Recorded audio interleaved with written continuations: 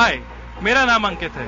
मैं IP university में BTech student हूँ। मुझे बचपन से ही नेचर से लगाव था, पर दिल्ली में ट्रीज की कंडीशंस को देख के मेरे को लगा कि मेरे को इसके लिए कुछ करना चाहिए, क्योंकि पूरी दिल्ली कंक्रीट और टाइल से ट्रीज को कवर कर दिया जा रहा है। दिल्ली के फुटपाथों पर लगे ये पेड़ यहाँ की खूबसूरती में चार चांद लगाते हैं, लेकिन इन पेड़ों की जान खतरे में है। दरअसल इन पेड़ों के चारों तरफ कंक्रीट यानी सीमेंट और गिट्टी डालकर पक्का बना दिया गया है। इससे इन पेड़ों का दम घुटता जा रहा है। किसी भी पेड़ को जीने के लिए हवा और पानी की जरूरत होती है, पर जिस तरीके से कंक्रीट और टाइल्स उसके हवा और पानी ब्लॉक कर देते हैं, उस वजह से उसकी जड़ें कमजोर हो जाती हैं और हल्की सी आंधी और तूफान में वो पेड़ गिर आते हैं। आप इसी पेड़ को देख लीजिए, इसके आसपास इतना कंक्रीट होने की वजह से इस पेड़ को काफी सालों से हवा और पानी नहीं मिल पाया, जिस वजह से ये पेड़ गिर गया। ये हालत सिर्फ इसी एक पेड़ की नहीं है, यहाँ के लगभग सभी पेड़ कंक्रीट और टाइल से ग्रसित हैं। आप आगे भी देख सकते हैं, यहाँ पे हर तरफ कंक्रीट बिछा हुआ है और इसे डेवलपमेंट का नाम लिया जाता है। असल में कंक्रीट की वजह से पानी पेड़ों की जड़ों तक नहीं पहुंच पाता है और पेड़ों के चारों ओर पक्का चबूतरा बना देने से पेड़ों को सांस लेने में भी मुश्किल होती है। नतीजा ये कि वक्त के साथ इन पेड़ों की जड़ें कमजोर हो जाती हैं और हवा के हल्के झोंके से भी ये पेड़ गिर सकते हैं।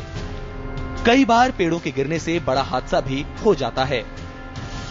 ऐसा नहीं है कि इन पेड़ों को बचाने के लिए कोई रूल्स और रेगुलेशंस नहीं है। Delhi tree preservation act, forest department की गाइडलाइंस और इवन हाई कोर्ट ने 2 बार ये आदेश निकाले हैं कि पेड़ों के आसपास 6 बाय 6 फीट का कच्चा स्पेस छोड़ा जाना चाहिए, ताकि हवा पानी पेड़ों की जड़ों को मिलती रहे। पर इन आदेशों का पूरी दिल्ली में खुलेआम उल्लंघन किया जाता है और पेड़ों को टाइल से भरा जा रहा है।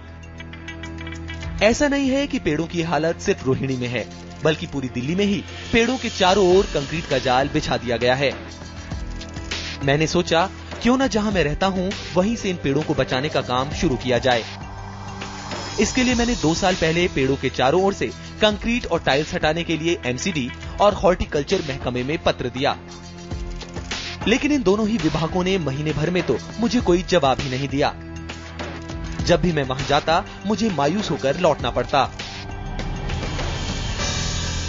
महीनों तक सरकारी ऑफिस के चक्कर काटने के बाद मैंने परेशान होकर एमसीडी में आरटीआई फाइल की, जिसके जवाब में मुझे वही रटा रटाया जवाब मिला कि वर्क इन प्रोग्रेस, जबकि रियलिटी ये थी कि ग्राउंड लेवल पर पेड़ों को बचाने के लिए कोई कार्य नहीं किया जा रहा। मैं एमसीडी के जवाब से कतई संतुष्ट नहीं था, इसलिए मैंने सेंट्रल इंफॉर्मेशन कमीशन में अपील की। सीआईसी ने मेरे हक में फैसला सुनाया। इसके बाद एमसीडी के अधिकारी हरकत में आए और पेड़ों की सुरक्षा के लिए काम शुरू हो गया। सिर्फ एक आरटीआई के इस्तेमाल से कम मैं इतना तो कर पाया कि रोहिणी के 2000 पेड़ बचा सका। अब मेरी कोशिश है कि मैं इसमें और लोगों को जोड़ूं और उन्हें आरटीआई एक्ट के बारे में इंफॉर्मेशन दूं, ताकि वो भी उसे यूज करें और पर्यावरण का बचाव कर सकें। सिटीजन जर्नलिस्ट IBN 7 के लिए अंकित श्रीवास्तव।